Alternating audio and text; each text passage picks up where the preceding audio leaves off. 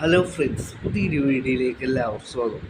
നമ്മൾ കേരള ബ്ലാസ്റ്റേഴ്സുമായി ബന്ധപ്പെട്ടുള്ള അപ്ഡേറ്റുമായിട്ട് വന്നിട്ടുള്ളത്. കേരള ബ്ലാസ്റ്റേഴ്സ് ഈ ഒരു ജനുവരി ട്രാൻസ്ഫർ വിൻഡോയുടെ അവസാന ഘട്ടങ്ങളിലേക്ക് കടക്കുമ്പോൾ കേരള ബ്ലാസ്റ്റേഴ്സിനെ കുറിച്ചുള്ള ഒരുപാട് ന്യൂസുകൾ പുറത്തു വരുന്നുണ്ട്. ഇപ്പോൾ തന്നെ എല്ലാവരുടെ ആശിഷ് നേഗി കേരള ബ്ലാസ്റ്റേഴ്സിനെ കുറിച്ചുള്ള അപ്ഡേറ്റ്സ് പുറത്തുവിട്ടിരിക്കുകയാണ്.